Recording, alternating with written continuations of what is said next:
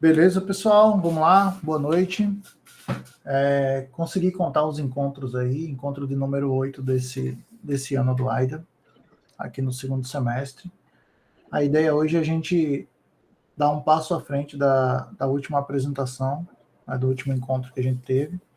No último encontro ele foi só teórico, né, onde a gente falou ali sobre mineração de dados, ciclo de vida da ciência de dados, um pouco sobre inferência estatística.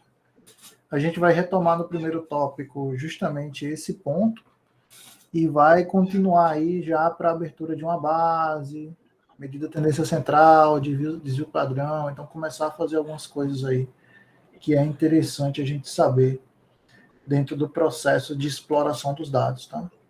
E aí a gente vai tentar levar daqui para frente nesse ritmo assim, aprender o que é o conteúdo do ponto de vista estatístico necessário ali que a gente precisa e tentar fazer, né, a mesma coisa em código, tá? Então, uma coisa interessante aí para quem já manja um pouquinho já é abrir aí o Google Colab e deixar em outra aba, porque a gente vai precisar dele aí. Não é para grandes coisas ainda, mas já a gente vai começar a tatear o nosso Google Colab, tá? Eu vou até puxar aqui já, porque lá no nosso GitHub, eu não sou o cara mais famoso deste grupo em GitHub, não. Não vou comentar quem é, mas já coloquei aqui, ó, um repositório para a gente ir colocando algumas bases de dados. Eu pensei em vários locais para a gente começar a disponibilizar isso. Achei que aqui era um lugar eficiente, pelo menos para esse primeiro momento, né? Então, tem aqui um repositório dentro do nosso GitHub lá do AIDA, da nossa organização, que tem aqui duas pastas já com base de dados, tá? Eu não tomei muito tempo de descrever aqui embaixo, não, mas acho que é interessante a gente, com o tempo, ir descrevendo um pouquinho do que se trata, aquela base de dados, colocar o link direto para dentro da pasta que está a base de dados, para que pelo próprio README aqui a gente consiga se guiar como se fosse um índice, um menu, beleza? E aí mais para frente a gente vai criando de fato os projetos e coloca a base de dados dentro do projeto para ficar lá disponível o notebook também, tá? Acho que eu criei um outro repositório aqui também, só que este eu não mandei nada ainda para cá não. Que foi esse aqui, ó, encontro, análise de dados com pandas, tá? Aqui eu devo colocar com esse material de hoje, então em vez de compartilhar notebook lá pelo Google Colab, eu vou já colocar aqui dentro e a gente já começar a utilizar, mesmo que timidamente, esse recurso aí, tá? Senão não começa, né, a ter as contribuições, ter o que a gente precisa mostrar aí dentro para ficar realmente público para a gente. Ó, dos tópicos que a gente tinha aqui, eu vou deixar a divisão das equipes por último, né? Pode ser que alguém mais chegue. Não sei nem onde é que mais eu coloquei aquilo aqui no grupo de WhatsApp. Tem tanta mensagem aqui, deixa eu ver. Tá aqui. Que é a divisão das equipes. Eu acho que hoje é um dia chave, a gente já tem que dividir isso daí, já colocar para rodar, tá? Porque daqui a 15 dias, não é isso? Já começam as aulas. Não, tem mais uma semana ainda, né? Daqui a 3 semanas começam as aulas. E aí a gente precisa já estar engateando com isso aí para ter essas quartas-feiras para a gente conseguir discutir, trabalhar um pouco mais. Depois a gente tem o planejamento. Eu vou copiar isso aqui e colocar aí no chat, que aí todo mundo vai acompanhando comigo. Depois tem a ideia do evento, tá? O evento foi um desejo de Carol, na verdade, um insight dela, da gente conseguir fazer um evento de dados, não necessariamente para a gente apresentar alguma coisa, mas para a gente receber conhecimento. Só que aí eu trouxe esse ponto para ela, né? Essa semana, se valeria a pena a gente já produzir algo para a gente compartilhar com os colegas, acho que é positivo isso, mas aí depende do tempo e do momento também. Ou se a gente faria um primeiro evento para a gente receber conteúdo de outros profissionais que estão dessa área, né? A gente convidaria ali 3, 4 pessoas para montar ali um mini evento, aí pode ser online, pode ser tentar fazer presencial, enfim, para a gente conseguir. Vai ser algo pequeno ainda, tá? A gente ainda não tem público nem corpo para fazer um evento grande, mas acho que é um primeiro passo que a gente pode dar para começar a consolidar uma área de dados na instituição e um pequeno evento na região aqui de João Pessoa, né? A gente só tem basicamente as atividades que a UFPB produz sobre dados. Então a gente pode começar a descentralizar isso e começar a convidar alguns professores, alunos mais avançados da UFPB para participar junto com a gente também. Então acho que esse é um ponto interessante para a gente discutir. Qual é o detalhe aí? Já vou deixar também para no final a gente retomar o papo. Do evento, se a gente faz ele ali por volta de outubro desse ano, a gente não tem ainda, no meu entender, um corpo de trabalho forte para conseguir apresentar alguma coisa. Então, provavelmente a gente ainda vai estar trabalhando as bases. Quem tiver um pouquinho mais avançado deve estar ali começando a construir os modelos, avaliar a métrica, tá? Então, seria muito mais para a gente receber conteúdo. Se a gente propõe fazer no final do ano ou para o início do ano que vem, aí eu acho que a gente já pode mesclar, ter a apresentação do trabalho de vocês junto com algumas palestras. De todo jeito, sempre tem no meio do semestre, e aí realmente no mês de outubro, uma apresentação do andamento dos projetos, tá? Então, a minha preocupação de dividir as equipes é que a gente consiga sincronizar com isso. Acontece geralmente no Inova, Uniesp, só que o calendário que está marcado acadêmico, ele não está com o Inova esse ano. Então, não sei se vai rolar, se não vai rolar, ou se vai rolar de outra forma, tá? Então, tudo isso aí são coisas que a gente tem que ir avaliando os cenários para ir construindo. E já vou deixar aqui o convite para todo mundo. Lá no GDG, a gente já começou as reuniões para criar o DevFest João Pessoa, tá? Isso é informação privilegiada, a gente não está divulgando ainda com esse nome, mas é um evento gigantesco que o Google tem, e, perdão, eu falei João Pessoa, mas o GDG João Pessoa está fazendo o DevFest Nordeste. Isso.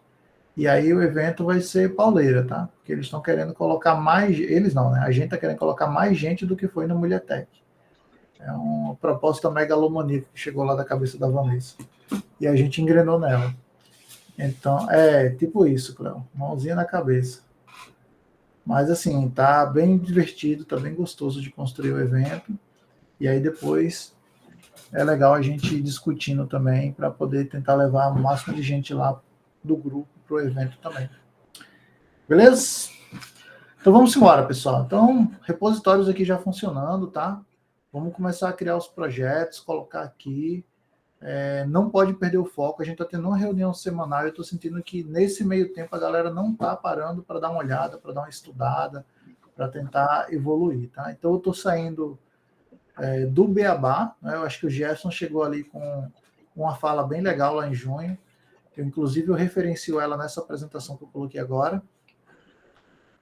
Como parte da coleta de dados, depois a gente vai para um beabá ali do processo inteiro, e hoje a gente vai dar um primeiro passo desse processo, tá? Então, a ideia é da gente começar a fazer a exploração de dados. Eu ainda nem entrei na parte de limpeza, só estou dando uma olhada ali nas métricas a priori, tá? E aí, na próxima quarta-feira, a gente já vai avançar mais um pouquinho. A gente já vai começar a identificar valores nulos, preencher com aquilo que a gente vai entender hoje, tá? Então, essa é a proposta para a gente tentar fazer aí alguns momentos bem bacana, e isso vai, inclusive, impactar no nosso dia de encontro aí quando voltar o semestre, mas a gente discute mais para frente. Bem, a ideia é ter uma retrospectiva. Carol sinalizou isso, eu não sei o quanto vocês estão confortáveis com o entendimento do papel do cientista de dados, então eu trouxe essa retrospectiva do encontro passado para a gente apresentar. Coleta e bases de dados, tá? Então eu sistematizei aquele monte de link que a gente soltou por aqui, e importação de base de dados com pandas, que é uma coisa que a gente já está fazendo, e estatística no processo de ciência de dados, né? Basicamente as medidas de tendência central.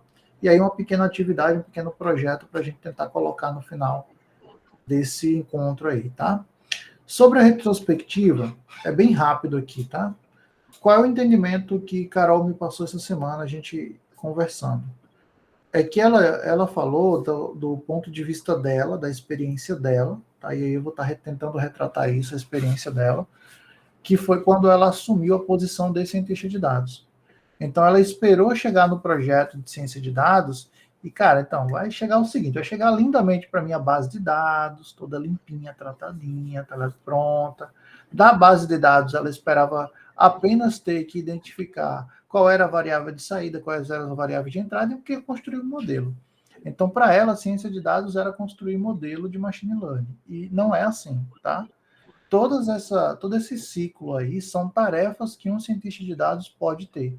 E se você, como a gente está se propondo aqui, trabalhar num projeto menor, trabalhar sozinho num projeto experimental, você vai ter que passar por esse processo todo.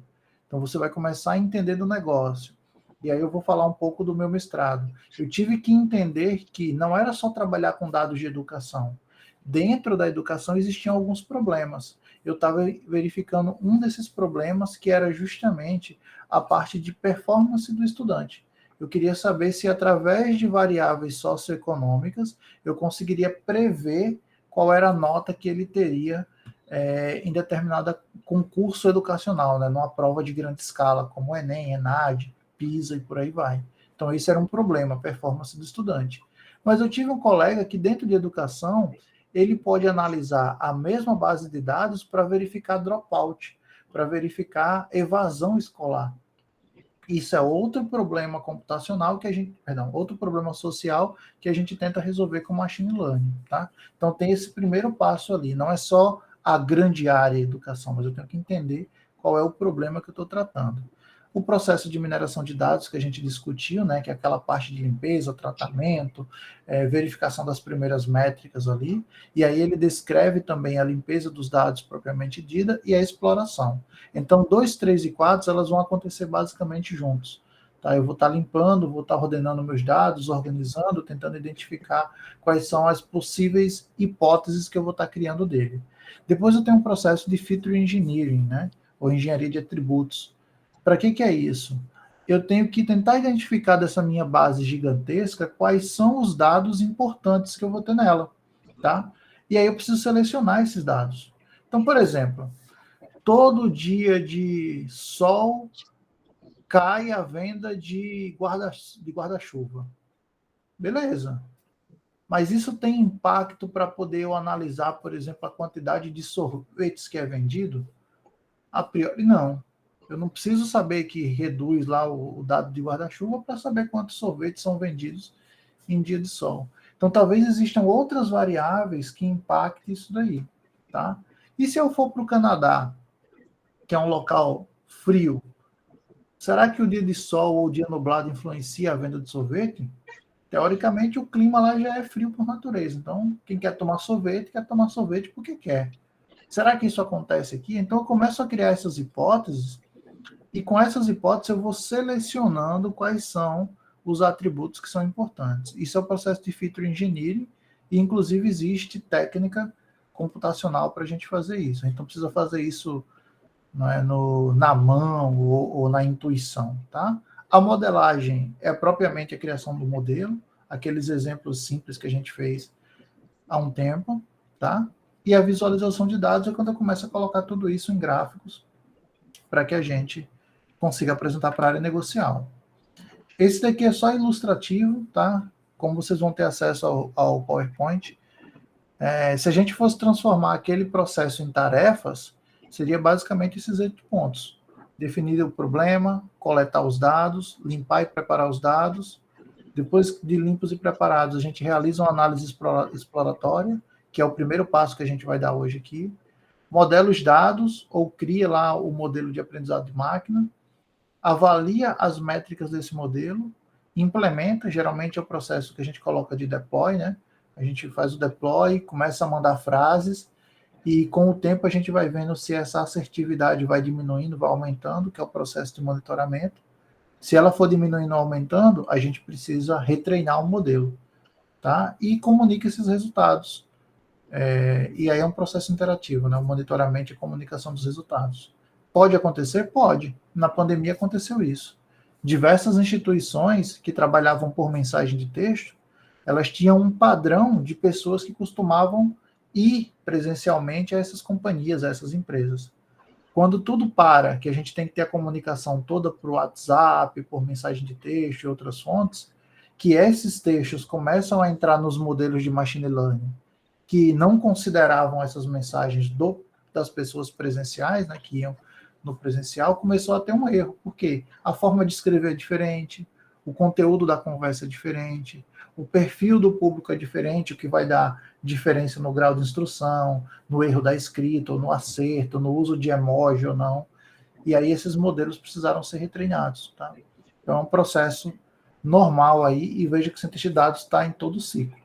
O que acontece são duas formas diferentes. Né? Ou você tem um pipeline tão grande que você tem, por exemplo, cientistas que se especializam na parte de ETL, de limpeza de dados, né? Então eles estão muito mais ali próximo do engenheiro, do analista nesse processo de ETL, e onde tem outros que ficam mais especializados na parte de modelagem e aprendizado de máquina, e outros mais nessa última parte aí, que é de avaliação do modelo. E aí a gente tem hoje um engenheiro de machine learning que é muito isso, né? É um cara que vai ali quase no DevOps, para poder aprender mais sobre servidores, sobre como potencializar as máquinas para rodar melhor os modelos, e entende também da modelagem.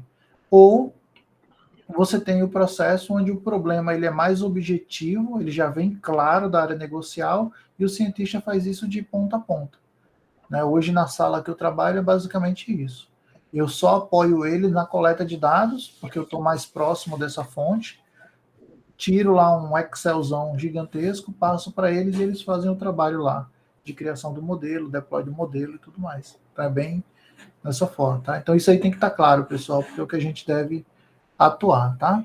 Sobre coleta de dados, a gente vai ter duas formas de coletar dados, que é o primeiro processo que a gente tem que passar pela ciência de dados. O primeiro, tem a foto desse cara aqui, ó, bonitão, ó, sorrindo com a mão no queixo, muito arretado, e eu sugiro a todo mundo que não assistiu que assista, tá? É uma das formas que a gente tem. E eu estava navegando por vários sites de dados abertos de diversas prefeituras, governo do estado, e hoje eles não têm um local que você clique e baixe o CSV, ou que você consiga ter instruções ali para coletar por meio de uma API. Tá? Alguns têm o dado chapado lá, e aí você, por um processo de web scraping, você consegue coletar esses dados, sistematizar, organizar.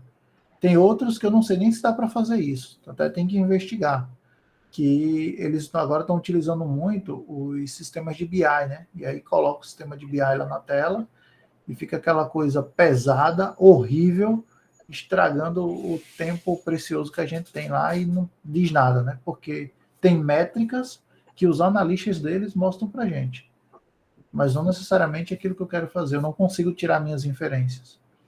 Mas hoje a gente tem, por exemplo, na Paraíba, o IDEME, eu não sei se todo mundo conhece, mas é como se fosse o IBGE do governo do estado, né?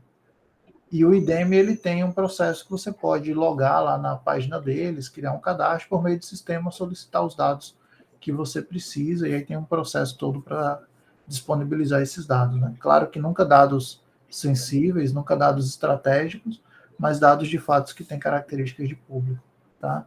E aí, nessa coleta de dados, a gente vai ter três formas, tá? Pelo menos mais comuns. O web scraping, que é esse programa que a gente cria para um objetivo claro.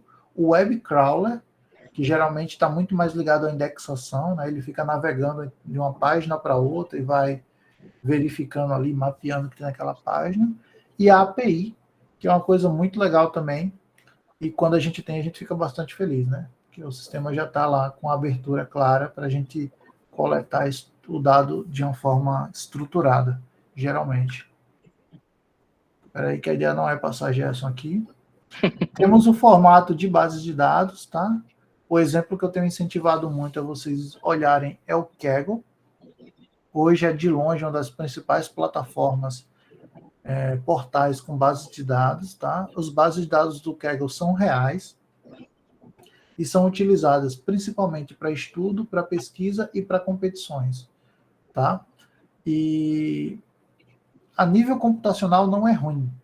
Você pode pegar uma base de dados lá, olhar quais são as métricas que o pessoal faz análise, porque tem dentro do Kaggle, né? E tentar vencer aquelas métricas. Tipo, não, vou tentar, o cara utilizou lá um SVM, eu vou tentar utilizar aqui um Random Forest para ver se eu consigo uma métrica melhor do que ele. E a grande competição na engenharia da computação, quando a gente fala de IA, é tentar criar um modelo de machine learning que seja mais assertivo e que tenha um erro menor do que o do coleguinha, tá? E aí tem que ser consistente, né? Tipo, não é o cara tirou 0,89, você tirou 0,90, você está acima dele, né? Mas ser mais consistente do que isso. Beleza? Então essa é uma busca que a gente tem. Outras fontes de dados aqui que eu andei mapeando, tá? Que a gente pode utilizar. E aí cada item desse é clicável. Deixa eu ver se está aqui para clicar. Ó. DataSUS. Tem lá o Open DataSUS, tá? Então aqui tem já alguns tipos de dados que a gente pode pesquisar. Vou clicar aqui, ó, dados demográficos. Que existe a ocupação hospitalar, notificações de síndrome gripal em 2022, notificações de 2021, e tem os formatos aqui, ó, CSV, PDF, por API, tá? Então, vale a pena aqui. Eu não conheço tudo. A gente precisa, de fato, entrar naquele tema que a gente gosta e ir aprofundando a pesquisa, tá? dados.gov.br, tá? É o portal de dados do governo federal. Então, aqui tem muita coisa. Eu acho um site um pouco confuso, mas tem bastante base de dados também que dá para olhar. Ó, série histórica de preços de combustível e de GLP, cadastro de imóveis rurais, enfim, dá para fazer N coisas aí para a gente olhar. Mesma coisa, tem que entrar e verificar aquilo que é interessante para a gente. Em Recife, eu não cheguei a explorar o site, mas o pessoal sempre falou lá no mestrado muito bem da estrutura de dados do Recife. Tá? Então aqui também tem alguns conjuntos de dados que também vale a pena a gente investigar. IPEA Data. Eu tive o prazer de passar, acho que 8 meses no IPEA, os caras trabalham muito sério. Aqui embaixo, ó, ele fala até que tem uma API do IPEA Data, tá? Que dá talvez para utilizar. Dá para utilizar aqui em Python, ipeadata.py, que é a biblioteca provavelmente de conexão para essa API. Tá? Então vale a pena também explorar, porque de repente dá para a gente fazer uma coisa bem bacana. Eu não lembro se os dados daqui são bem atualizados. Vamos pegar aqui, ó, educação. Mas tem aqui, ó, por exemplo, analfabetos até 1920, tá muito antigo. 2010, tem dado aqui 2021. Então dá para a gente começar a fazer alguma coisa aqui. Isso é o quê? Lá no IPEA eles têm diretorias e cada diretoria cuida de um assunto, né? Na época que eu trabalhei lá, eu trabalhei na diretoria de assuntos internacionais. Então tem a parte socioeconômica, tem a parte que é só do trabalho, tem a parte que é só demográfica, e eles fazem essas pesquisas e colocam aqui para a gente. Vou pegar um aqui qualquer, só para a gente olhar. Então aqui a gente configura o que a gente precisa, tá? Qual é o período que a gente precisa, e aqui tem os formatos que a gente pode baixar esse dado. Deixa eu criar uma pasta aqui na área de trabalho. Uma zona na minha área de trabalho. E aí com CSV a gente já sabe lá que pode trabalhar. Beleza. O CI Machine Learning, tá? É a universidade, acho que é de Irvine, se eu não estou enganado. É o que está aqui escrito. Também é outra, antes do Kaggle, o CI Machine Learning foi o lugar mais famoso assim, para a gente baixar a fonte de dados. Tá? Então tem bastante coisa aqui também. Aqui é o meu xodózinho, né? Banco Mundial, tá? N bases de dados. Aqui tem que ter talvez um inglês um pouquinho mais apurado, porque todos os dados, as fontes, ela vem tudo em inglês. Mas é fantástico, ó. Pesquisar aqui por país. Se a gente acha que o Brasil... Aqui. E aí lá no Brasil, ele já vai dar lá sobre todos os indicadores, né? Expectativa de vida, o nascimento, total da população, crescimento da população anual, rede de imigração. Então tem um monte de coisa que dá para trabalhar. E você pode tanto tirar isso como um cenário de um país, como você pode também tirar o indicador de todos os países e até por região. Então vai ter lá América do Sul e tudo mais. Então tudo depende disso aí. INEP, para quem estava muito interessado aí nos dados do INEP, né? No INEP você acessa aqui, ó, geralmente microdados, e aí aqui embaixo você vai ter lá o Enem, ENAD, Enem por escola, também cabe dar uma olhada nesses dados, ciência escolar, ciência da educação superior. O próprio Twitter, né, é uma fonte. Eu até não entendi por que ainda não mudaram aqui, né, que mudaram o logo, mudaram um monte de coisa. Mas eu só coloquei aqui para a plataforma de desenvolvimento, beleza? Mas ele tem uma API que você também pode coletar dados. Acho que até que estava aqui embaixo. Ó, ele te diz aqui o que você pode fazer, inclusive no plano free, tá? Para não ser bloqueado, enfim. Se você quiser pagar, tem um plano Basic Pro Enterprise aí para você utilizar, beleza? Mas você pode coletar twitters, montar uma lista, até selecionar por assunto, por palavras-chave que tem dentro do texto, hashtag, se não estou enganado, e aí você coleta isso e depois faz uma análise de sentimentos. Então é outra fonte de dados. E tem as APIs, né, de maneira geral. Eu estava catando uma que fosse mais divertida, achei essa daqui, que é uma API do Harry Potter, onde ele coloca aqui, ó, todos os personagens, como filtrar por um personagem específico. Então tem algumas coisas aqui, ó, todos os encantamentos, né, magia, sei lá como é que traduzir isso aqui. Então é legal também, tipo, quero fazer alguma coisa para brincar. Pronto, você vem aqui, coleta tal, e vai analisar, vai estruturar esses dados, enfim, preparar no data frame, isso já é suficiente, tá? Porque o que é mais importante, tá? Nesse processo todo, quem bate muito nisso, conversa muito comigo isso é Alexandre. Professor, mas tem que ter uma base de dados real. Tem. Mas você pode exercitar o processo com qualquer base. A base não importa. O que a gente tem que saber fazer é mexer no Pandas, entender quais as métricas que a gente está utilizando e quando utilizá-las e exercitar esse processo. Isso que é importante para a gente. Nós somos de computação. Então é isso que a gente tem que fazer. Tá? Claro que ele, como engenheiro civil, o Roberto, como economista, a Cleo é de marketing, né, Nel? Não é, Cleo? Ou algo assim. Cleo. Ela tá rezando. Tá? A Cleo é de uma área. É de Ela tá mídia? gritando no mudo aqui, eu tô escutando daqui. Eu sou do marketing velho! Não adianta não, ela tem que tirar do mudo. Então, cada um de vocês é de uma área e você vai ter mais conforto quando você pegar uma base de dados da sua área e começar a analisar aqueles pontos. Então, eu tive um aluno que defendeu agora esse semestre que ele era do.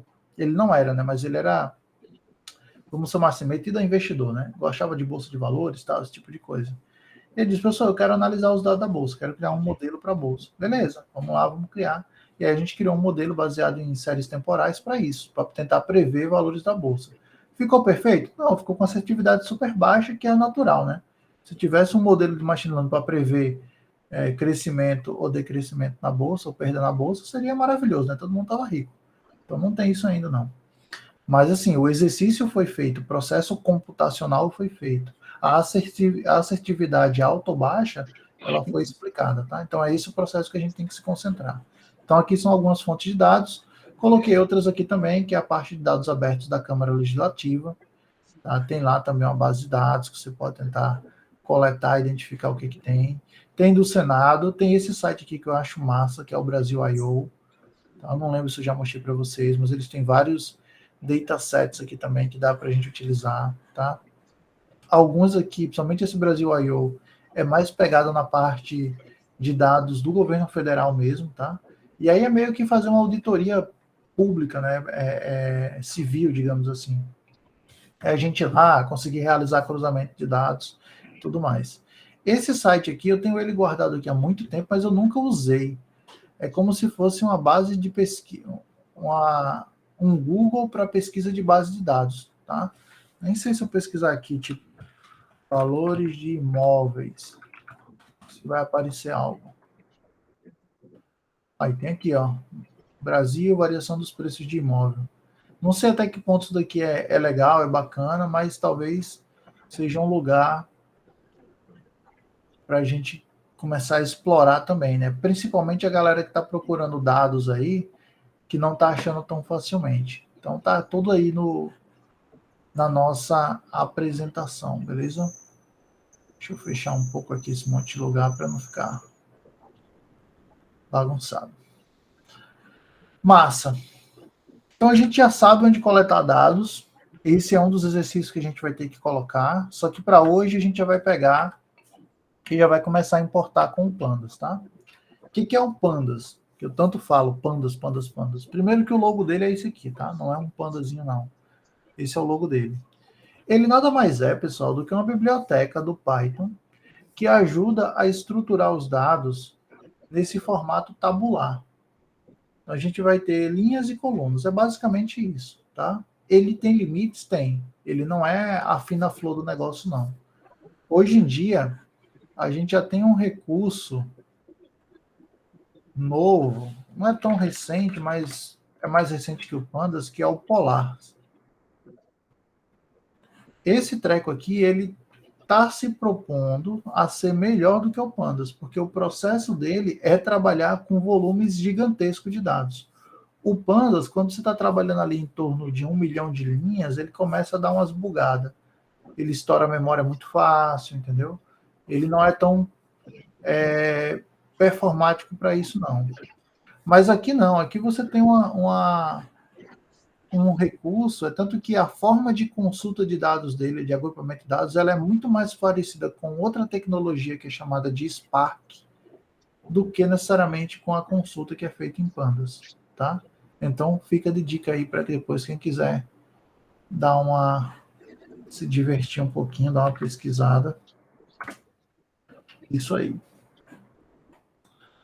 Beleza? Cadê aqui onde é que eu estava? Para cá. Então, é para isso que a gente vai fazer. Mas, no geral, trabalhar com 1 milhão de dados é loucura, tá? Isso a gente evita fazer. Inclusive, quando a gente está trabalhando com machine learning, com aprendizado de máquina. Porque imagina o seguinte, eu quero traçar perfil na sociedade brasileira. Será que vale a pena eu pegar o registro de todas as pessoas do Brasil para traçar um perfil?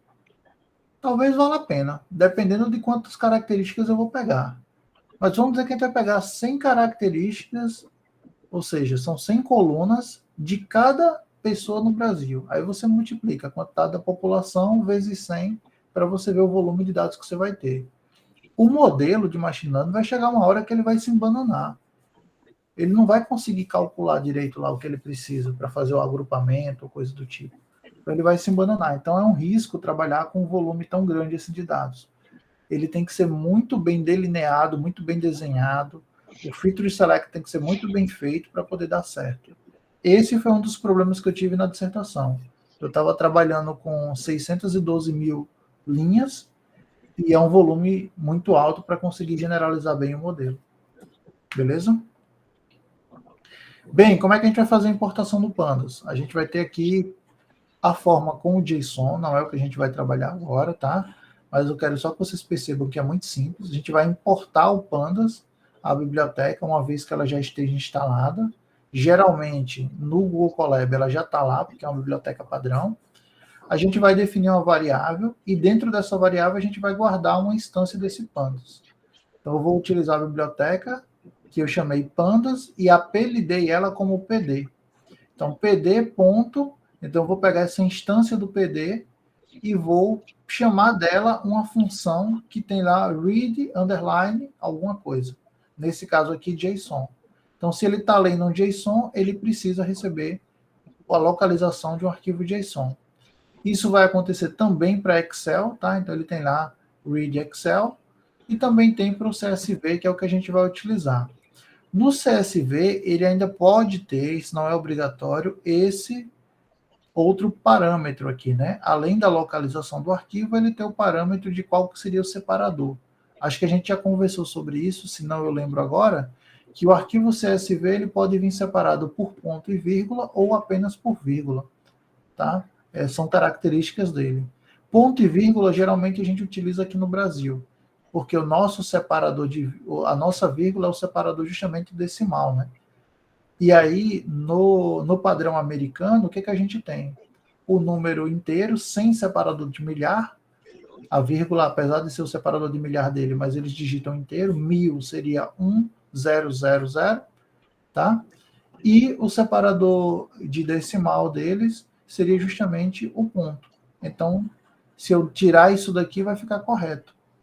Mas no Brasil, como o nosso separador de decimal é a vírgula e não o ponto, e por padrão, esses leitores, que eu inclusive não alterei aqui, ó, read CSV, esses leitores, eles são feitos com vírgula, eu preciso alterar esse separador aqui para ponto e vírgula, por exemplo, ou utilizar ponto e vírgula. Senão vai dar uma bronca danada. Depois eu mostro isso mais na prática, mas é só isso, assim. Tenho que verificar qual é o tipo de separador dentro do meu arquivo e dar a localização disso aqui. Então vamos lá. A ideia agora é a gente começar, né? Vamos abrir o ambiente do Google Colab. Eu vou pegar aqui esse link, vou colocar aí para vocês e vou mostrar também como que a gente encontra ele lá no nosso GitHub, tá? Então vou abrir aqui o meu Google Colab. Quem puder ir acompanhando aí também já pode ir fazendo para a gente já adiantar. Mas eu acho que eu fui rápido demais aqui no negócio. Google Colab. Esse primeiro link aqui, tá? O meu vai entrar direto porque eu já estou logado aqui no Google. Quem não vai precisar logar. Ele é um tipo de arquivo que fica salvo dentro do nosso Google Drive. Então, quem entrar lá no Drive vai perceber que tem aqui, ó, uma pasta que é criada chamada Colab Notebooks. Quando você abrir ela, vai ter todos os seus notebooks aí armazenados. Eles ficam assim, ó, fora da pasta, tá? Isso aqui é porque com o tempo eu vou organizando, se é que isso aqui tá com cara que tá organizado, né? Mas eu vou organizando e colocando dentro de algumas pastinhas, tá? Quando você abre por aquele link, ele vai abrir algo parecido com isso. Beleza? E aí você clica aqui, ó, novo notebook. Massa? Clicou aí em novo notebook, ele vai carregar uma instância desse notebook, tá? Massa demais. Então tá aqui o nosso notebook do jeito que a gente entendeu, foi aprendendo aí sobre ele. O que é o notebook? É esse formato que eu tenho, que eu posso colocar texto, tá?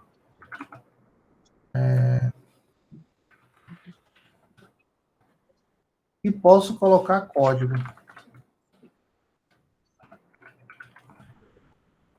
E vou executando célula a célula, tá?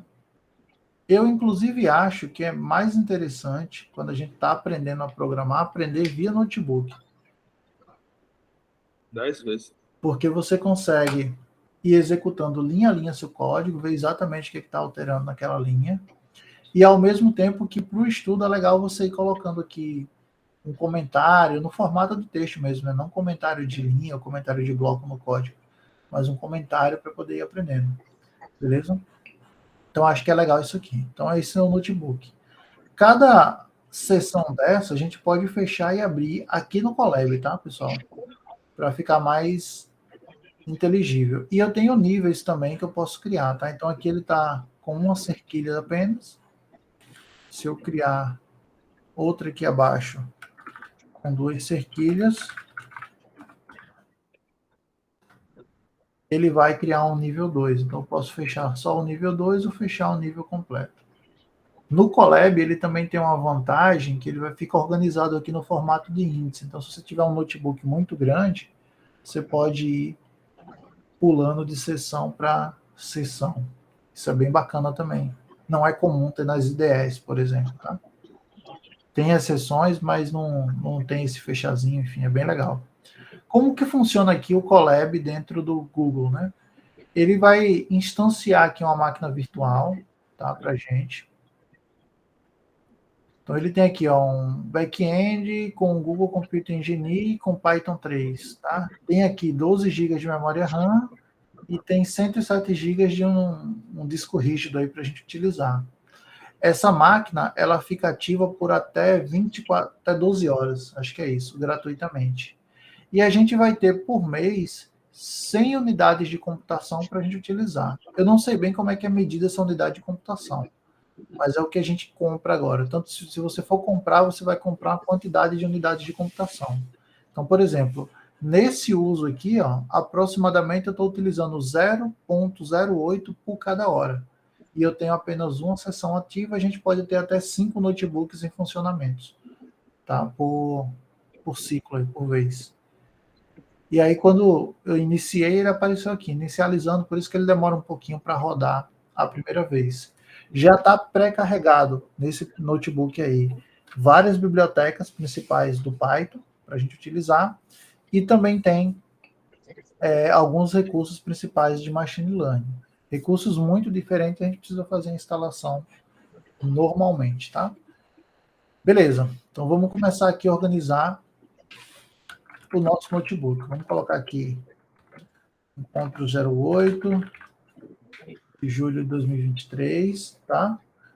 Hoje a gente vai fazer o primeiro passo, que é importação e bebidas de tendência central.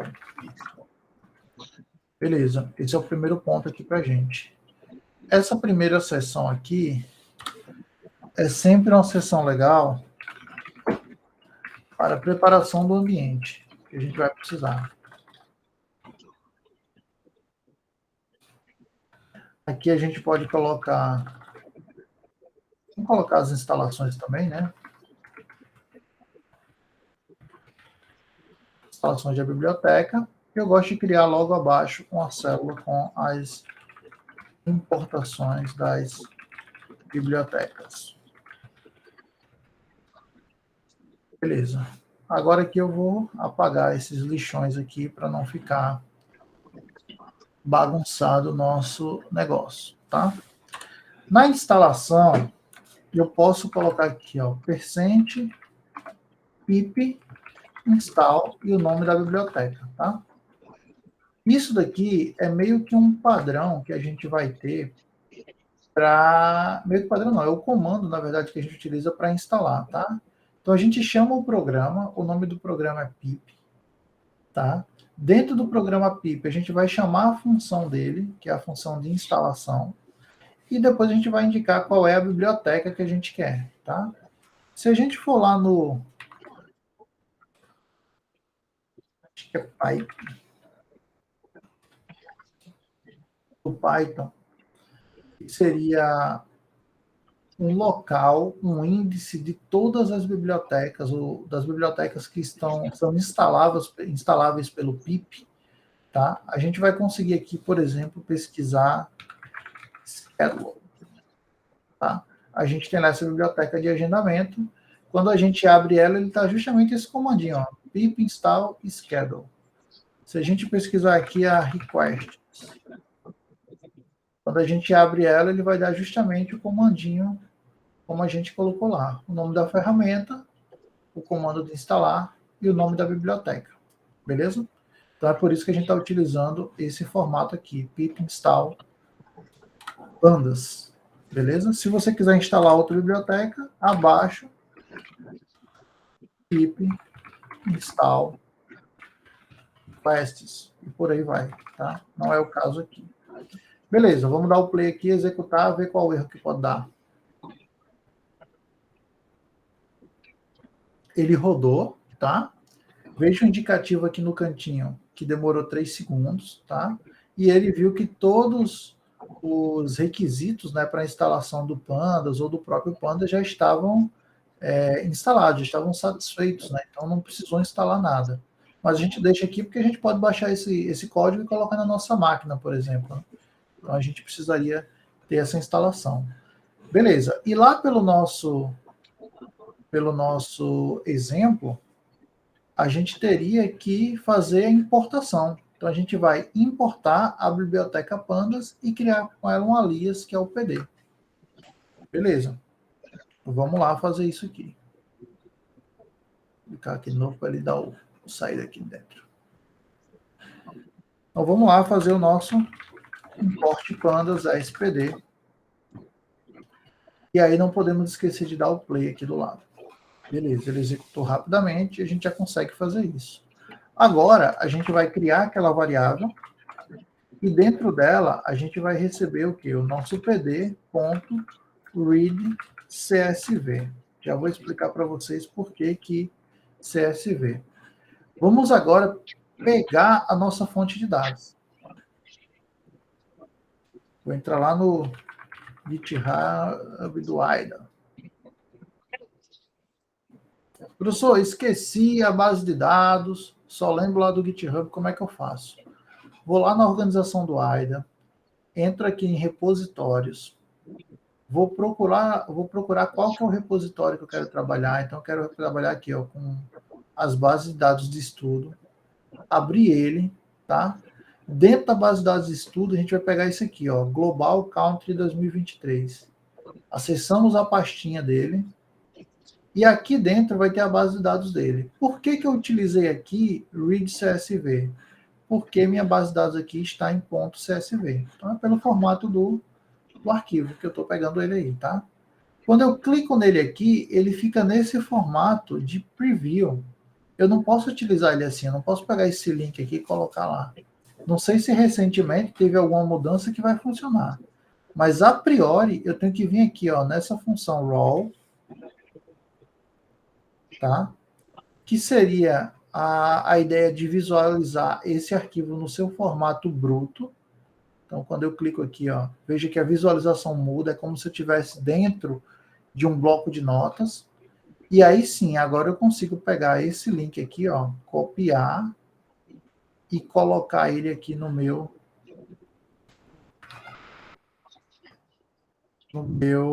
código, tá? Ou Messias, pega direto do GitHub, é? Isso.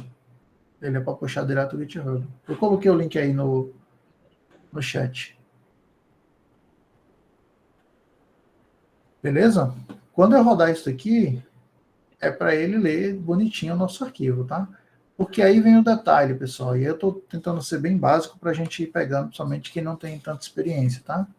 Isso daqui é para informar a localização do meu arquivo. Ele pode estar localizado no meu computador, numa pasta, ou ele pode estar lá no GitHub, na web, em algum servidor, em algum lugar, tá? Então não importa. Se a gente já fala normalmente que todo esse HTTPS é um endereço, a única diferença é que ele está endereçando para algum local na internet, beleza?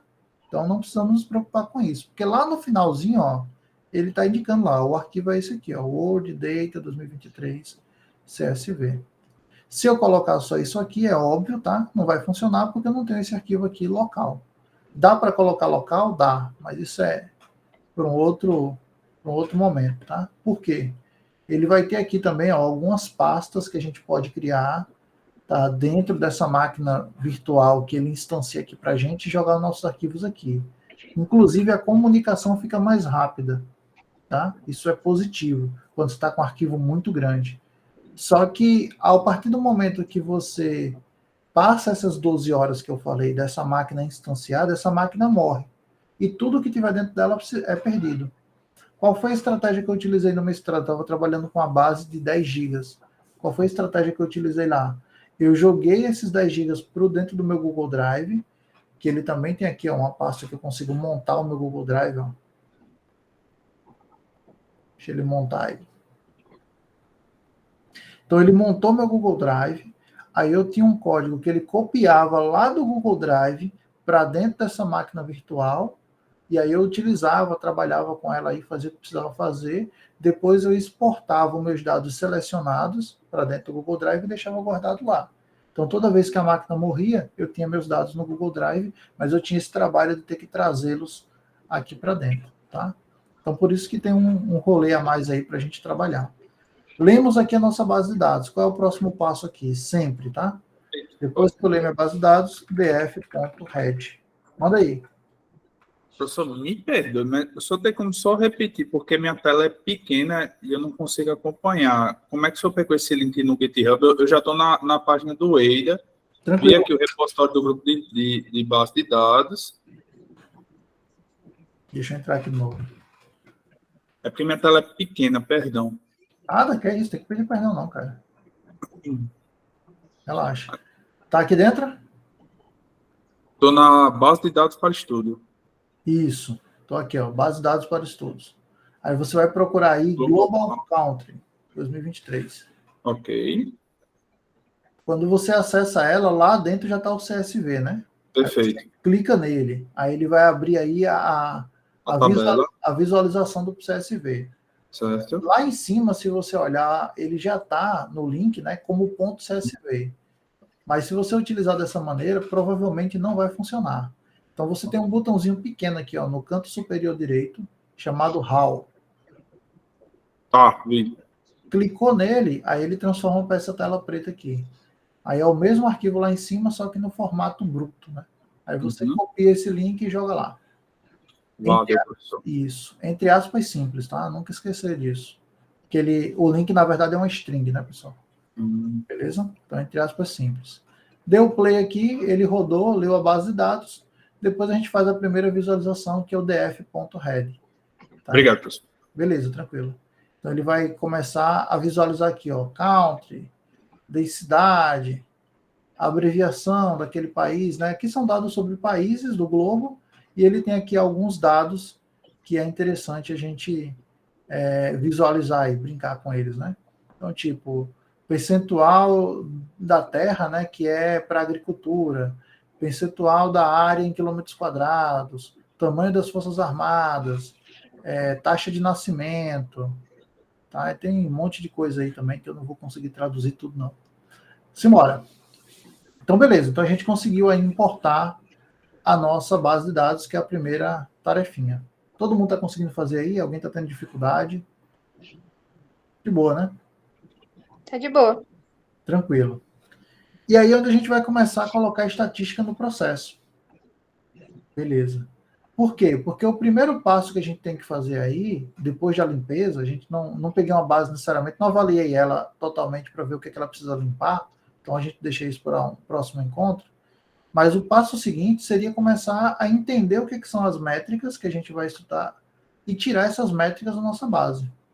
Então a gente tem lá o que é estatística, eu não vou passar muitos por aqui, deixei mais para ter uma fonte de estudo, mas basicamente é um campo da matemática que a gente vai se ocupar em coletar, analisar, interpretar, apresentar e organizar os dados. Tá? É isso que a gente vai fazer com estatística. Aí para isso tem diversas fórmulas e tudo mais, que a gente precisa entender o que aquela fórmula diz. A gente não precisa saber calcular, mas entender é importante. Quando que a gente vai utilizar a estatística? Eu coloquei aqui alguns pontos. Quando a gente quiser segmentar clientes, para ficar mais claro, né? Quando a gente quiser prever vendas. Então, o processo de regressão, que é onde a gente utiliza previsão, é da estatística. A gente só utiliza hoje um ferramental computacional para fazer isso. E quando o volume é muito grande, a gente coloca isso para um IA fazer. Detecção de fraude, que é muito difícil, né? Quando que eu vou identificar que uma compra no cartão de crédito ela é uma fraude ou ela é uma compra real? Eu estava com medo da bexiga. Viajei com a família, quase não viajo, principalmente para o sul. Aí eu disse, rapaz, se eu passo esse cartão de crédito lá e esse negócio trava, olha o problema que dá. O aperreio que é. Porque eu fui contando cartão de crédito, eu queria ganhar mídia também. Sou filho de Deus. Não é? Mas se a gente quiser umas coisas mais diferentes, análise de risco do ponto de vista de projetos, tá? Então a gente pode começar a prever aí risco de atraso, custo excessivo, bastante trabalho. Na área rural, previsão de safra, estatística pode ser usada para prever produção agrícola, com bases no clima, na chuva, na prática, na forma de manejar a safra. Agricultura de precisão, tá? Que pode otimizar o uso dos recursos para aumentar a eficiência, imagens de satélite, tudo isso é uma coisa que a gente pode utilizar a estatística. E a gente vai ter dois campos que são importantes, depois vocês vão ler também com mais calma, tá? A estatística descritiva e a inferencial. A descritiva é o que a gente está começando a fazer hoje. Qual é a média da taxa de nascimento nos países? Qual é a mediana disso? Será que o desvio padrão é muito alto nessa média, nesse dado? Entendeu? O que quer dizer isso? Será que os pontos se afastam muito da média? Estatística inferencial é quando eu começo a pegar uma parte, e aí vem aquela história lá do Brasil, né? Eu pego uma parte do Brasil, da população brasileira, e a partir dos dados que eu resulto dela, eu tenho uma inferência para o Brasil, as famosas estimativas, né? previsões, as análises de regressões, de variância, elas acontecem a partir dessa estatística inferencial. São os dois campos que a gente vai ter, tá? Aí vai ter uma série de características também sobre cada uma, vocês podem olhar com mais calma. É mais a nível de conhecimento mesmo. Aqui é importante, tá? E aí, as primeiras coisas que a gente aprende em estatística, quem teve o desprazer de cursar na faculdade, perdão, brincadeira, gente. Quem teve o prazer de participar da faculdade, geralmente as primeiras coisas que a gente aprende é tirar a média, a moda e a mediana, né? Aí depois vem desvio padrão e coeficiente de variação, tá? Por quê? Porque a primeira coisa que eu tenho que saber, e é uma medida básica para várias outras métricas, é a média. O próprio desvio padrão utiliza a média dentro dele. E a média é aquela que a gente conhece, aquela que a gente faz todo final do semestre para poder tirar nota, né? Somo todos os valores, divido pela quantidade de valores que eu somei, se são 3 notas, divido por 3, se são 2, divido por 2, o resultado daquilo é a média. Só que qual é o problema da média? É que ela vai sofrer influência dos extremos. Se eu tiver uma nota muito alta, ela vai puxar minha média para cima, se eu tiver uma nota muito baixa, ela vai puxar minha média para baixo. E aí, dentro de estatística, dentro da ciência de dados, dentro da análise de dados, eu preciso ter muito cuidado com isso. Porque eu não posso passar um dado errado. Não é? Ou um dado que mostre a influência porque eu tive um valor discrepante. Beleza? Então, eu tenho uma medida ao lado dela, que é justamente para agir como um comparativo, que é a mediana. Na mediana, você vai ordenar todos os seus dados. O que é ordenar? Se eu tenho 5, 18, 25, 0, eu vou colocar na ordem. Vai ser 0, 5, 18 e 25. E aí ele vai pegar esses valores do meio, se for um conjunto de dados que dê um número ímpar, ele vai pegar exatamente aquele valor do meio, o valor central. Se for uma quantidade de valores pares, ele vai pegar os dois valores centrais, somar e dividir por 2. E aí ele tira a média dali, aquele vai ser o valor central da mediana. Qual é a minha análise como cientista? Se eu tiro a média, se eu tiro a mediana e são valores muito próximos, eu posso passar a utilizar a média. Então, em média, tantos brasileiros fazem isso. Em média, mulheres aguentam mais dores do que o homem. Em média, homens passam a tarde assistindo futebol e mulheres dormindo. Em média, as mulheres costumam ter mais filhos do que os homens, gerar mais filhos do que os homens, né? Ainda bem, né? Que em média acontece isso. E aí, beleza. Mas se eu tenho um valor de média muito alto ou muito baixo em relação à mediana, aí é melhor você utilizar a mediana, né? A mediana desse conjunto de valores representa isso. A mediana desse outro conjunto representa aquilo. Beleza? Essa é a ideia que a gente tem que entender de média e mediana. Como é que a gente faz isso? Na mão? Não. Olha como é simples. Tá? É até ridículo parar uma noite toda para poder ensinar 2 linhas de código, né? Mas é isso que faz. Você vai, no primeiro exemplo da média, df.minha, né? Ele está tirando a média de todo o conjunto de dados, de todo o data frame, tá? E no segundo eu estou selecionando uma coluna do meu data frame para tirar a média. Na mediana, a mesma coisa. Tirando a mediana de todo o conjunto de dados, na segunda eu estou selecionando uma coluna. Então, a gente já aprende aqui o seguinte, que df, que foi a variável que a gente utilizou, ela se tornou dentro dela alguma coisa do pandas. Depois a gente descobre o que é, mas ela é um pandas agora. E se eu colocar o ponto, eu posso acessar os comportamentos, os métodos, as funções que ela tem guardado dentro dela. Uma dessa função é calcular a média. Ela pode calcular a média sobre o data frame, ou eu posso selecionar uma coluna e calcular a média. Isso representa 2 tipos de dados, tá? Eu quero colocar isso no outro slide, mas já adianto para vocês. O Pandas, ele vai ter o Pandas Series e o Pandas Data Frame. O Data Frame é a nossa tabelinha como a gente conhece do Excel, aquela que a gente viu. O Series é como se ele fosse uma lista. Então, é como se ele representasse uma única coluna. Quando eu seleciono apenas uma coluna, tem até a ponta do laser aqui. Quando eu seleciono apenas uma coluna, isso daqui é um Pandas Series. É uma série de dados. Quando eu seleciono aqui, eu estou selecionando um data frame, tá? Então tem essa diferença também. Pode ser que em alguns momentos você tenha erro dizendo, porque isso aqui representa uma série de dados, não pode receber um cálculo com outra coisa. Mais para frente, quando a gente vai fazendo coisa mais complexa. É basicamente isso daí, beleza? Vamos tentar fazer isso aí. Vamos pegar lá o nosso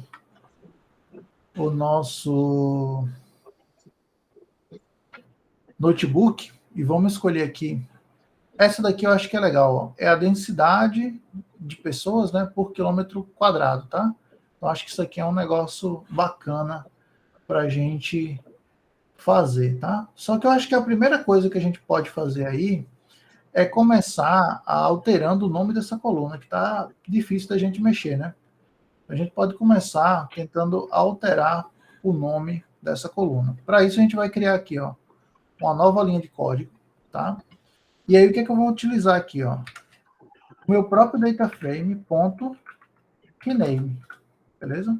Quero uma função para renomear. Como ela é uma função, ela é um método, eu vou abrir e fechar o parênteses que ela precisa. E aqui dentro eu vou dizer o que eu quero renomear, que são as colunas. Só que eu não quero renomear neste momento todas as colunas. Eu quero renomear, e aí eu estou indicando para ela qual é a coluna que eu quero renomear. Mas ela pede para que eu faça isso num formato de dicionário, tá? Então eu vou abrir aqui um dicionário para ela, que é o abre e fecha chaves, e vou indicar no primeiro campo, eu vou até ver se eu consigo copiar aqui, porque é muito grande. No primeiro campo, eu vou passar aqui, entre aspas, o nome da coluna. Density barra N, que acho que seria para pular uma linha, né, que acabou dando errado, abre e fecha parênteses PKM2. Então, isso daqui seria a chave desse primeiro item do dicionário. Coloco aqui 2 pontos, agora eu vou colocar o valor. E aí eu vou alterar para isso aqui, ó, density, tá? E vou colocar somente aqui, ó, PKM2. Beleza. Já consegui melhorar em relação a esse outro texto que estava aqui. Então, se eu fizer simplesmente um dicionário de chave e valor, eu consigo alterar o nome atual desse primeiro campo como chave para o nome que eu quero, que é o que eu coloquei aqui como valor. Beleza? Massa. Depois dessa chave, eu fecho o primeiro parâmetro, mas eu vou colocar uma vírgula aqui e vou colocar um outro parâmetro, que é o inPlace True. O que o inPlace faz? Se eu só rodar isso daqui, vamos fazer na prática, que eu acho que é melhor, né? Vou só rodar isso daqui agora, ó, rename. Mas só mudou o nome, né? Beleza. Vou colocar aqui para baixo para ver se ele mudou mesmo. Não é para mudar, tá, pessoal? Já vou adiantando aqui. E, de fato, não mudou. Que doideira. Não mudou. Por que não mudou? Porque eu só alterei, é como se eu só tivesse alterado uma visualização desses dados. Eu preciso, de fato, colocar esse outro parâmetro, inPlaceTrue, que é para ele confirmar que eu quero alterar na versão da memória do meu data frame, do meu DF ali. Então, nesse play aqui, ele vai rodar aqui, ó. E agora ele alterou. E não apareceu nada. E quando eu rodar aqui o df.head, ele agora vai aparecer lá para mim como realmente alterado, tá? Então, o segredo está aqui. E aí, isso aqui é um segredo que eu peço que vocês guardem no coração, porque várias funções do Pandas tem isso aí para você colocar, o inPlaceTrue. Às vezes você faz uma alteração e quando vai visualizar, ele não alterou na base, quando você vai ver é porque faltava o danado do inPlaceTrue, tá bom? Beleza? Até agora? A galera tá digitando aí, tá copiando também, só para saber se eu vou correndo aqui feito doido ou dá para ir esperando. Eu deixei uma dúvida aí, Macias. Ah, beleza. Mas não precisa me responder se não for o caso, não. Depois a gente pode tirar dúvida. Isso. É normal. É e não é. Vai ter casos e casos, tá? Nesse caso aí, o que está acontecendo? O valor da média é muito mais alto do que o valor da mediana, né? Isso quer dizer Na verdade, não. O valor da média é maior do que o da mediana. Isso, é isso mesmo. O valor da Era? média é muito maior do que o da mediana. É, Então, isso quer dizer que tem algum valor super discrepante que está levando essa média lá para cima. Então, nesse caso, o ideal é que você utilize sempre a mediana para explicar esse dado, como sendo o valor central, entendi. entendeu? É essa a lógica que a gente tem. Se o Entendi. valor fosse mais próximo, digamos que a média fosse 120, né, aí está 98, né, fosse 120, aí você pode dizer, não, em média, que estaria um valor aproximado para essas grandezas, né? Que tipo, se eu tenho dados onde o menor é 90 e o maior é 150, e a minha mediana é 98 e a minha média é 120, ele já está discrepante, porque o meu range de dados ele é bem diferente, tá? Mas se eu tenho valores onde o meu menor valor é 0, o meu maior é 1000, e a minha média está em 120 e a mediana está em 90, então eles estão relativamente próximos ali, eu posso utilizar a média para isso. Tá? Aí é uma sensibilidade dos dados. Fala aí, Roberto. É porque os valores da média, sendo mais alto do que a mediana, pode ser os valores dos extremos da tabela, mais acima são mais altos do que no meio, entendeu? Isso aí causa isso. Aí é melhor usar a mediana, que é mais coerente, correto, vamos dizer, mais assertivo. Isso entendeu? aí, Porque a perfeito média mesmo. não pega no meio, e a média, então os valores da média estão sendo mais altos, porque no topo da tabela tem uns valores maiores, entendeu? Perfeito. Entendi. Isso aí mesmo. E aí vou adicionar mais um tópico aí de tratamento, tá, pessoal? Que é o seguinte, quando a gente tiver valores muito discrepantes, a gente tem que considerar a possível saída deles da base de dados, tá? De repente tirar. Cléo, se tu estiver falando, tá no mudo, tá? Que eu tô vendo tu só mexer os lábios aí, mas não tô escutando, não. De boa. Então é isso aí o tratamento que a gente pode dar também. Beleza, então vamos embora aqui. Então a gente já conseguiu alterar aqui e a proposta agora é que a gente consiga tirar a nossa média e a nossa mediana, tá? Eu vou copiar aqui o nome da coluna de todo jeito. E aí o processo nada mais é do que df colchetes aqui. A gente vai definir qual é a coluna que a gente quer calcular. Ponto, média é minha. Beleza. Vou rodar aqui. E caraca, recebemos um erro. Putz grila, agora não vai dar para continuar mais não. Lascou tudo, quebrou a parada. Impossível agora fazer. Não tem como, pessoal. Aqui com essa base, você joga a base fora, diz ao cliente que não dá para trabalhar mais, pede demissão e vai embora. É isso aí que tem para fazer. Beleza? O que ele está falando aí para gente? Que existem números aí que estão cadastrados, na verdade, como... Eu estou olhando para cá porque vocês estão aqui, tá? Estão cadastrados como string. E aí ele não consegue fazer o cálculo porque não tem como converter esses dados aí para valores numéricos. O que é que a gente faz numa dessa? Tem forma de tratamento? Tem forma de tratamento. A gente precisa tratar isso daí, né? Bem, vamos analisar aqui rapidamente. Ó. Aqui ele está com valores que têm características de inteiro. Então, por aqui não dá para a gente ver. Eu vou aumentar esse head aqui para 100, tá? Vou rodar novamente aqui para tentar visualizar aqui, ó. Ainda está com valores inteiros aqui. Então, por esses dados aqui, não parecem ser os problemas. Mas lá embaixo, no meu erro, ele mostra aqui que tem uns valores concatenados e tem umas vírgulas aqui no meio. Ó. Então, provavelmente, são esses valores que tem vírgula ou essas vírgulas que estão atrapalhando. E esse valor é o tipo string. Então, putz, o que a gente pode fazer? A gente pode começar utilizando um recurso. Eu vou criar mais uma célula aqui antes dessa média. Utilizando um recurso que é substituir, vou copiar isso aqui para ser mais rápido, substituir essas vírgulas por nada. E aí eu vou lembrar um pouco, né? Eu estou trabalhando aqui com o quê? Com padrão americano, né? Está todo em inglês, a minha base não vem do Brasil, vem de fora. Então essa vírgula provavelmente é separador de milhar. Então eu não vou ter perda, porque quando eu transformar ela para qualquer tipo de dado que eu queira, não vai ter problema. Né? Ele vai continuar entendendo como 1.000, 2.000, 2 milhões e por aí vai.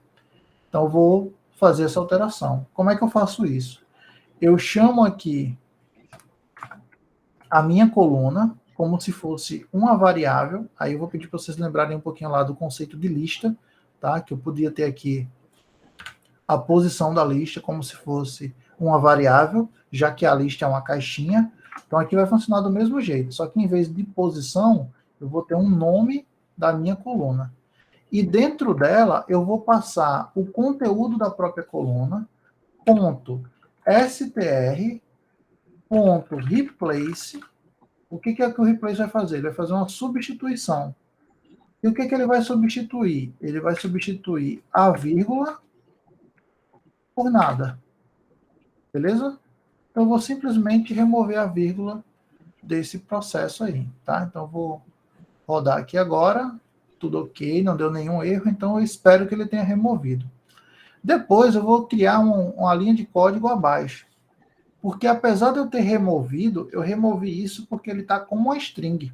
Eu preciso transformar isso para um formato de dado. E aí eu vou voltar à reflexão. Se eu tirei vírgula, é porque ele só tinha separador de milhar. Se ele não me reclamou de ponto, ele não tem separador ali de decimal. Então, eu só vou fazer a transformação disso daí para um formato inteiro. Do mesmo jeito aqui, ó, eu vou pegar a minha coluna e dentro da minha coluna eu vou colocar aqui agora uma função chamada ASType. Beleza? E dentro dessa função ASType, eu posso passar o tipo de dado que eu quero que seja transformado naquela coluna. Então, com isso daqui, eu estou transformando todos esses dados aí para valores inteiros, tá? Deixa eu até ver aqui se eu estou aumentando aqui, tá? Deixa eu colocar aqui. Putz. Visualizar as primeiras 5 linhas. E aí depois tem que colocar isso lá para vocês, né? Aqui é leitura da base de dados em formato CSV. Beleza. Aqui a gente fez nomeando o título da coluna. Aqui eu já vou repetir, não vou colocar o mesmo texto. E aqui sim. Removendo a vírgula das strings. E aqui, alterando o tipo do dado de uma coluna para inteiro.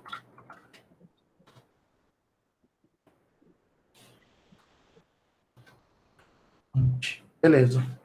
Rodei esse daqui para remover a vírgula, mas não rodei a de baixo. Então, vou rodar aqui agora, transformar para inteiro. Massa. Agora, o que eu espero é que quando rodar isso daqui, ele vai calcular de fato a nossa média. E aí, beleza. Agora ele calculou aqui a média. Embaixo a gente só vai repetir o mesmo código, alterando agora para mediana.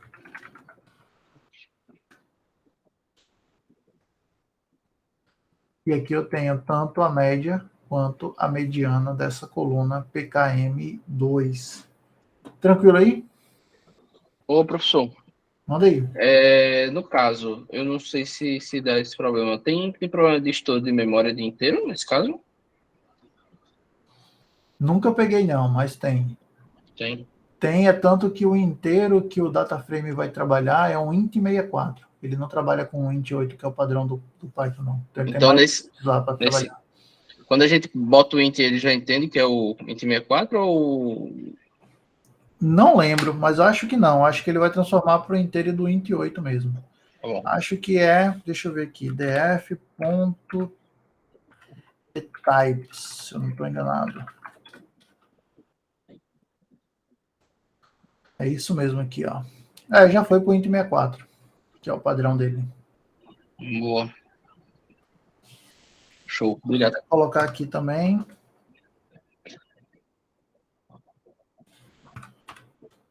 Que é para verificar tipos de dados das colunas. Beleza, então a gente tem aqui, ó, a média.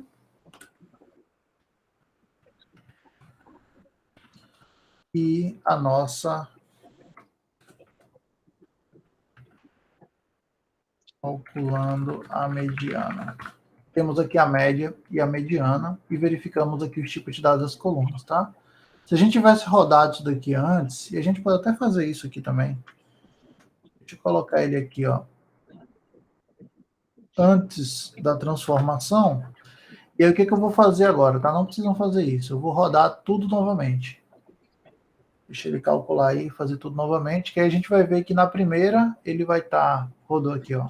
Na primeira ele vai estar aqui como um tipo object, e na segunda aqui embaixo ele foi alterado de fato por int64, tá? Dá pra gente ver o antes e o depois nesse processo aí. Se eu tivesse feito isso sem rodar tudo, ele não ia funcionar, porque ele estava com essa instância em memória já alterada, tá? Quando eu coloquei na célula anterior aqui a mudança, ó, quando eu coloquei o comando aqui nessa célula anterior à mudança, ela serve justamente para isso. A mudança aconteceu aqui embaixo, para que a gente consiga ver o antes e o depois. E aqui já puxa um novo assunto, né? No DataFrame, ele tem poucos tipos de dados, e basicamente a gente vai trabalhar, ou vai trabalhar muito com esses três que estão aí na tela. O object, que tudo que ele não entende, geralmente ele se torna um object, é muito parecido do string que a gente conhece, tá? Se manipula até como string. O int64, que representa os valores do tipo inteiro, e o float64, que representa os tipos float. Eu acho que ele deve ter mais um ou dois aí, que eu não estou lembrando agora aqui de cabeça. Mas basicamente são esses que a gente vai trabalhar no dia a dia. Então, beleza, tirei a média, tirei a mediana, cumpri aí essa primeira parte do meu código. Só que a gente também vai ter uma medida um pouquinho mais trabalhosa, que são do conjunto de medidas de dispersão. Nesse conjunto de medidas de dispersão, que é primo ali, um pouco distante da média e da mediana, a gente vai ter um muito forte, que é o desvio padrão, tá? Tem outro, que é o coeficiente de variação, coeficiente de variabilidade, variância, enfim. Mas o desvio padrão, inclusive, é base para isso daí. Então, essa é a última medida que a gente vai ver hoje aí, estatística, tá? Também tem aí uma explicação bem longa sobre o processo, mas basicamente é o seguinte: desvio padrão, ele quer te mostrar o quanto os valores estão se afastando da média, tá? Isso quer dizer que o quê? Eu quero saber se esses pontos eles estão dispersos da média. E aí podemos pegar aqui por essa parte negrita, ó. Um desvio padrão baixo, com valor baixo, significa que os valores estão geralmente próximos à média. Ou seja, aqueles valores de tendência central, eles estão indo juntos, parecidos ali, tá? Se tiver muito alto, quer dizer que eu tenho alguns valores próximos à média, mas tem outros que estão bem separados no meu gráfico. Vamos tentar pegar um gráfico aqui de desvio padrão. Desvio padrão baixo.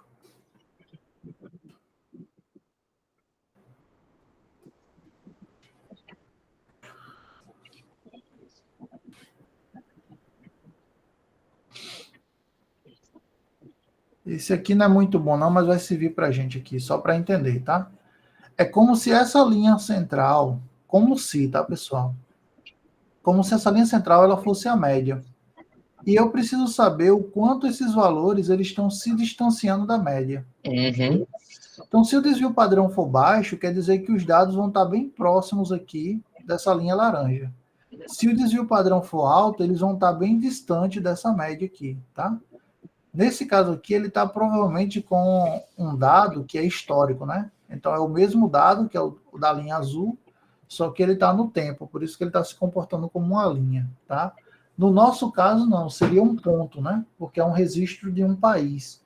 Então, ele estaria afastado ou próximo a essa média, tá? Então, é isso que o desvio padrão representa. A vantagem do desvio padrão é que a nível de compreensão ele é relativamente fácil. A gente sabendo qual é o maior e o menor valor, ele é representado na mesma unidade de medida que ele é calculado.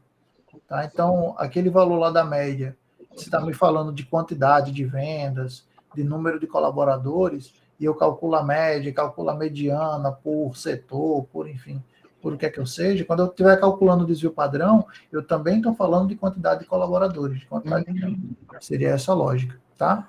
E aí, como é que a gente lê essa fórmulazinha aqui, tá? Desvio padrão, ele nada mais é do que a raiz quadrada do somatório do quadrado de todas as médias, tá? Dividido pela quantidade de valores, pelo número dos valores que a gente tem. Ele seria mais ou menos isso daqui, tá? Então eu pego o valor, o somatório daquela média, daquele valor individual, menos a média dos valores. Elevo isso ao quadrado. Aí somo com o segundo valor. Pensa que trabalheiro ia ter que fazer isso para país a país, né? Deixa eu ver aqui, se minha estatística ainda estiver boa, que eu não sei se está, seria mais ou menos isso daqui, ó, Afeganistão. Então, a média deu quanto aqui embaixo? 356. Então, seria 60 menos 356 elevado ao quadrado, mais 105 menos 356 elevado ao quadrado, mais, aí você faz isso para todos, aqui deve ter, sei lá quantos países, aí você embaixo vai dividir pela quantidade de países, depois tirar a raiz quadrada. Cara, fazer isso na mão não sei se é muito divertido, não. Eu já fiz nas minhas aulas de estatística, não é muito legal, não. Mas é basicamente isso daí que a gente fazia. E o pior não é nada, eu vi estatística nas ciências humanas, tá? Mas olha só como é difícil aqui no Pandas, cara. df.std, df, nome da coluna, .std. É só isso aí. Vamos lá, vamos colocar essa medida lá também no nosso cálculo aqui. Colocar aqui para baixo, a gente está trabalhando com a coluna, que eu não vou lembrar o nome. Opa, ainda bem que ele me ajuda aqui. Densidade 2 ppm. Massa. Com isso daqui, eu vou pegar o meu STD. Vou rodar isso aqui. Calculei lá. Então, eu estou com desvio padrão de 1982. Em relação à minha mediana, está um valor bem alto. Então, provavelmente, eu tenho valores dispersos disso aí, né? E essa é um dos problemas que eu tenho, tá?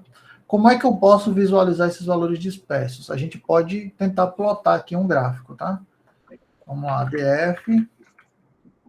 A gente já aprende mais um recurso aí para hoje. Aqui eu vou utilizar o meu plot, ponto bar, e aqui eu vou dar o meu label X, que eu vou chamar de lab, e vou aqui pegar um Y para chamar de valores, de val.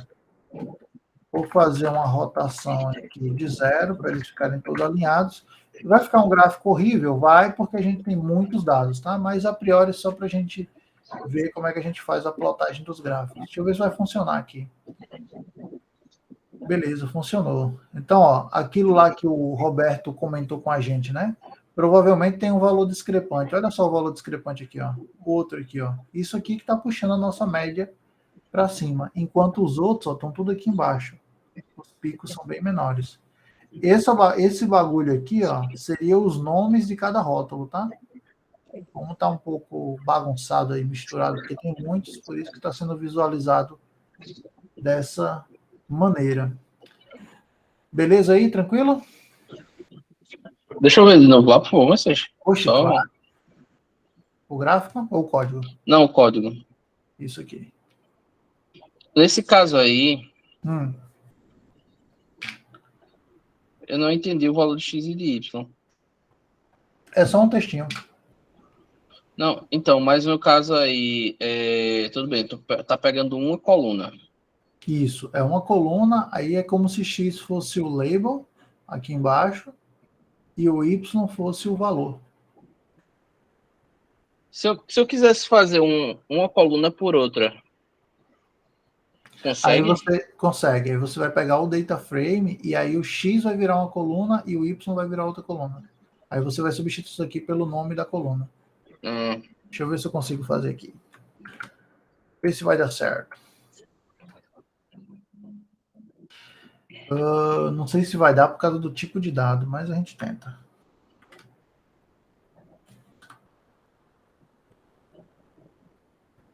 Deixa eu ver aqui.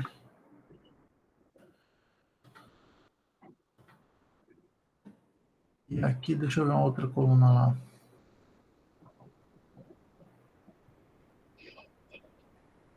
Tinha uma que estava...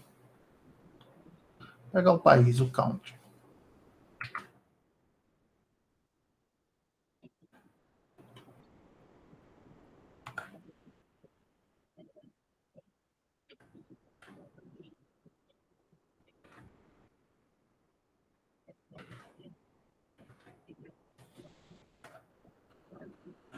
Deixa eu ver se isso vai dar bom.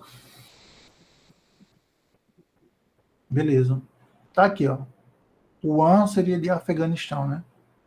Seriam os labels aqui embaixo e os valores eu utilizei a densidade.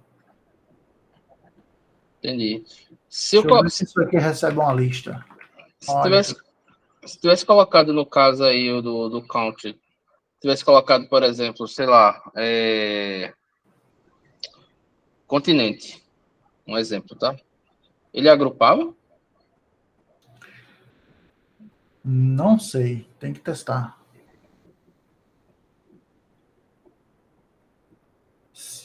Acho que sim. Mas ele tem o dado aqui continente? Não sei. Acho Só que não. tô pensando aqui, Entendi. Agruparia sim. Se ele tivesse o dado aqui,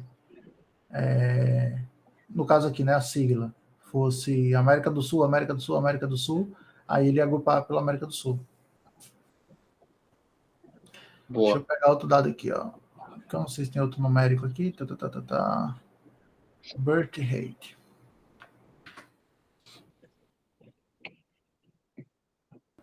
Eu não sei se aqui funciona não, tá? Tô chutando aqui agora. A lista de colunas.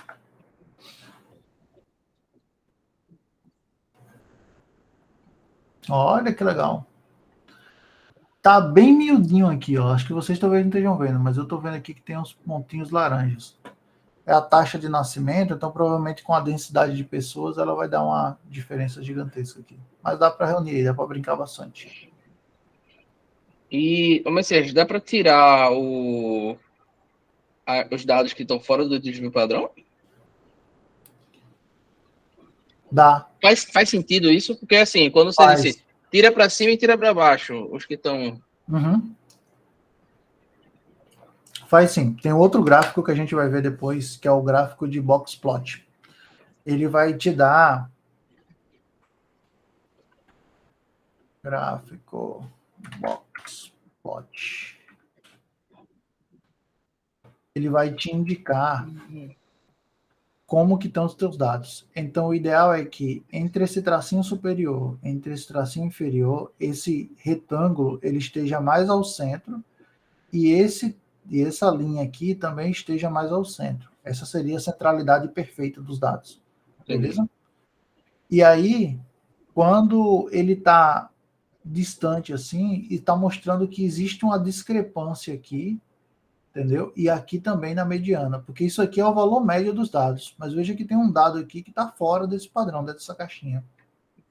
Então, o que a gente pode fazer? A gente pode, se esses dados aqui for um conjunto pequeno, que a gente analisando eles não tenha representatividade ou não vai ter impacto, a preferência é que eu retire esse dado da minha base, que eu deixe ela mais central possível, para poder fazer a análise mais fidedigna, tá? Em compensação, se eu estiver tentando tratar outro tipo de informação, por exemplo, se eu quero tratar fraude, esse dado aqui pode ser justamente o que eu estou procurando. Pode ser justamente a discrepância que eu estou procurando. Então, você tem um padrão de gasto lá no seu cartão de crédito todo mês, e aí, de repente, apareceu um dado novo lá, que é totalmente diferente. De repente, você, em vez de ir para Recife, você foi para São Paulo comprar lá na 25 de março, totalmente fora do seu padrão. De madrugada ainda mais. Então, esse dado aqui é o que eu estou pesquisando. Então, é essa a sensibilidade que a gente tem que ter. Aqui ele tem um bem legal. O ponto máximo, né? o ponto mínimo, o que sai fora daquilo ali é o outlier, e eu tenho aqui o primeiro quartil, a mediana, ou o segundo quartil, e o terceiro quartil. O quartil a gente pode conversar um pouquinho mais para frente, mas é porque eu costumo dividir meu dado em 4 partes. 25% do meu dado, 50%, 75% e o conjunto completo de dados. Tem um monte de coisa aí para a gente se divertir. Mas seria isso aqui. É o boxplot que a gente consegue visualizar esses outliers para cima e para baixo também. Beleza? Mais dúvidas? Manda aí. Já está com a cara de bravo agora. Gostei disso não. Foi mal, concentrei aqui. Gostei disso não. Não. Eu achei aqui, eu até mandei aí no. Abri um PR, inclusive, para aquele repositório, e mandei o link aí das obras de João Pessoa. Massa. Um Foi esse link que JSON estava aqui dentro? Não. Foi? Ah, não é esse link que está aqui não, transparência. Não. É o de cima. Aí eu estava tentando fazer justamente a região, data e valor inicial da obra. Que massa. A região, ele tem aqui o local, o bairro, né? Aí estava tentando fazer isso aqui no... Topzera. Depois mostra aí pra gente. Só fechando aqui, ó, pessoal. E aí a ideia é o seguinte, tô fazendo bem aula. Eu falei que não ia fazer bem aula, mas tá fazendo bem aula, tá? Deixei aí uma proposta de coisas para vocês se divertirem aí durante a semana, tá? Transformar todos os dados strings para tipo numérico correspondente. Claro, aqueles que são numéricos, né?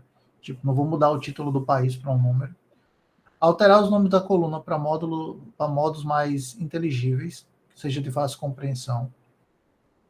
Calcular a média, mediana, desvio padrão, valor máximo e valor mínimo.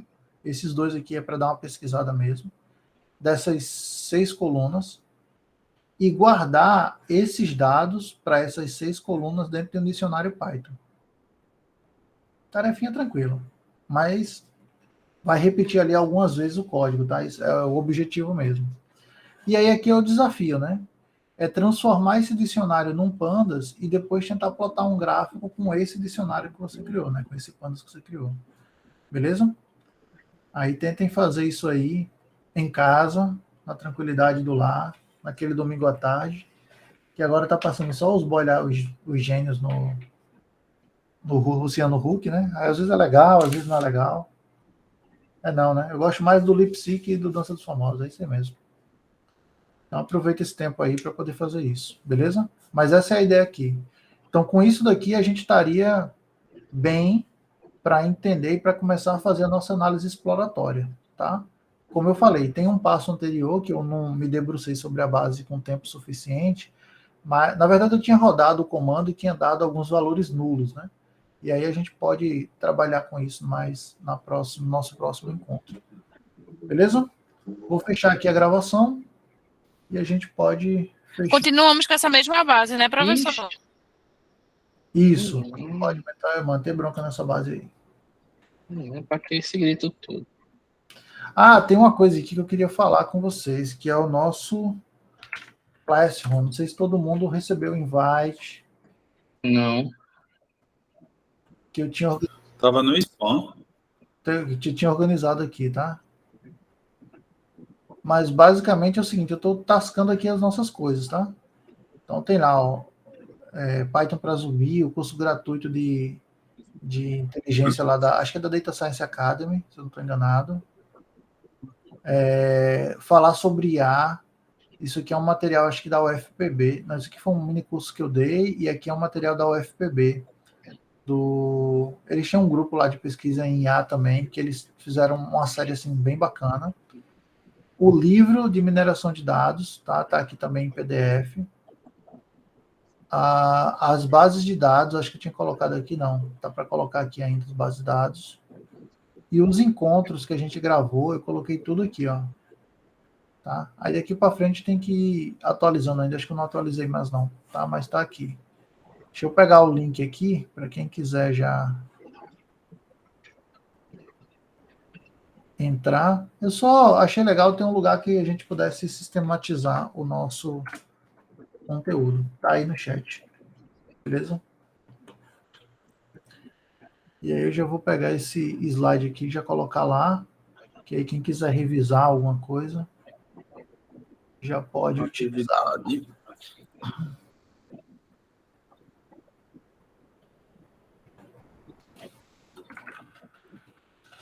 Encontro, né?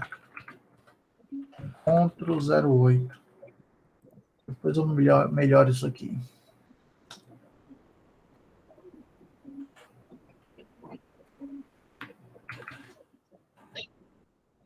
Se eu clicando no link, era para cair onde? Dentro do Classroom.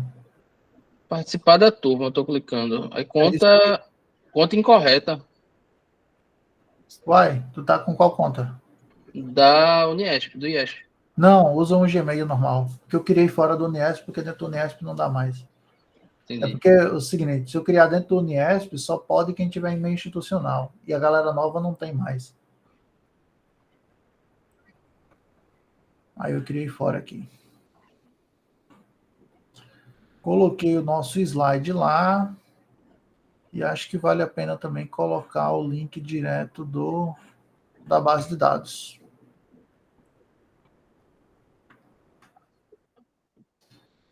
Também. Tá aí, galera. Depois que liberar aí a gravação, eu já coloco para vocês. A gente tinha ficado de falar o quê? Sim, sobre o evento. Sobre o evento é mais uma provocação, tá? Pensem sobre isso. Na próxima reunião, vamos tentar chamar esse assunto para ver se vale a pena construir, tá? Aí eu não vou conseguir fazer só, não, né, com Carol. A gente tem que trabalhar a várias mãos para a gente montar um negócio bacana. Até para divulgar com a galera do Python, tal, para ter mais um pessoal junto com a gente. Seria isso. Dos grupos, temos 6 aqui, né? Vocês 6. Sugiram aí, tá? Podem sugerir lá no grupo do WhatsApp, se vocês querem se juntar entre vocês, se estão mapeando outro colega que não pôde vir hoje e tal. Mas coloquem já lá os grupos para a gente já começar a pesquisa, beleza? O que Eu não vai quero ser? Cláudio. Beleza. Sim, o Colab também. Valeu, Cléo. Eu vou compartilhar aqui o Colab.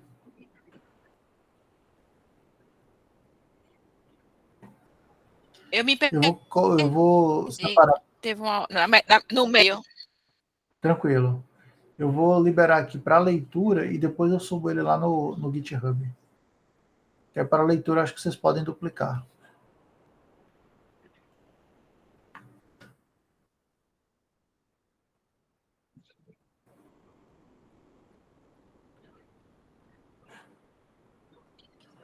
Mas eu queria um pouquinho mais de proatividade desse ponto de vista de vocês, da montagem dos grupos, tá? Podem ficar à vontade já para montar. Visita esses sites, dá uma olhada nas bases, seleciona, tá? E aí, se semana que vem, se tiver os grupos, aí é mais fácil. Não, a gente queria trabalhar com a base disso, não encontrou, tal, tentar ser um pouquinho mais ativo nesse processo aí. E acho que é isso. Eram os 2 pontos para a gente comentar. Fechou? Eu fiquei na dúvida. Eu fiquei na dúvida agora. Manda aí. Eu tinha entendido que era só saúde. Não? Não, podemos fazer sobre qualquer coisa. Saúde é porque Carol fica puxando a sardinha pro lado dela. E ela gosta de dados de saúde, entendeu? Então, quem quiser pegar com saúde, pode pegar. Carol, o Wilson também gosta bastante, então pode ser 2 pessoas para ajudar. Eu não gosto não, mas a gente trabalha também. Eu gosto de dados. Quantas pessoas ficaram doentes? Não gosto dessas notícias, não. Isso me deixa triste. Beleza? Mas seria... Ô, Gerson, tu já tá trabalhando... foi mal para fazer... Desculpa. Ele não quer, Cléo. Não, eu não, Cláudio. Não é isso. Não, a gente Eu ia falar sobre tributação.